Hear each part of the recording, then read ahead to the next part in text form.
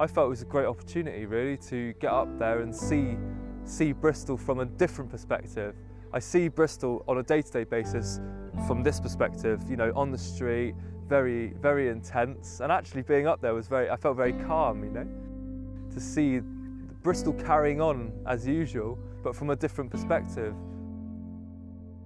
Well, really what I want to kind of try and encourage is that actually people trust in themselves, you know, that actually we can look to a brighter future which includes people in these discussions and these debates.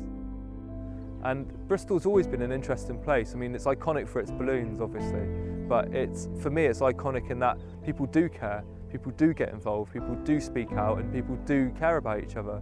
Bristol, for me, is one place that I've lived that I'll always call my home, and wherever I go in the world. But it's always a place where I say, you know what, that's a place where people care about each other, and that shows on a day-to-day basis, I think. Not everywhere, but that's the kind of Bristol that I love anyway.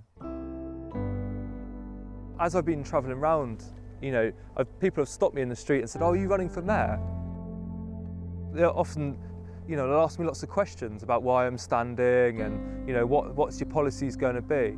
And my heart tells me that actually I'm not interested in what I've got to say.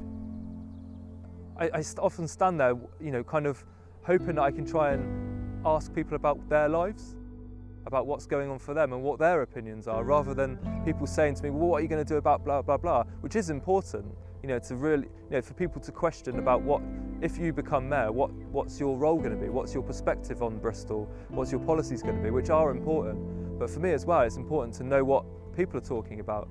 Actually, it's not about the mayor, the person, the position, but actually about what people are doing, what people want to see, and how people want to be involved.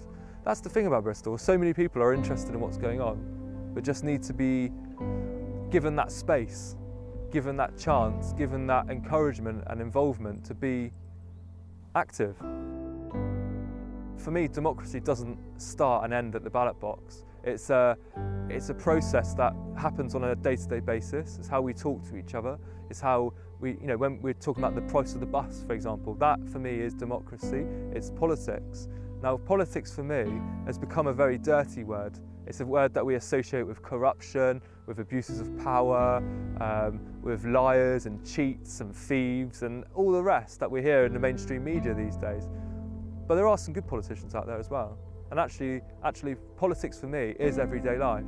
Now, I think if you spoke to Bristolians about politics, but change that word from politics to everyday life, or how your family gets on, or, you know, how you relate to your neighbours, actually people would be interested. But we've kind of been bored out of politics. It's been something that's nothing to do with you, that we can just put your cross in the box and someone else will do the work for you. And I'm more in favour of having a system where people are included in that debate. You know, seeing that bigger picture and connecting up those dots.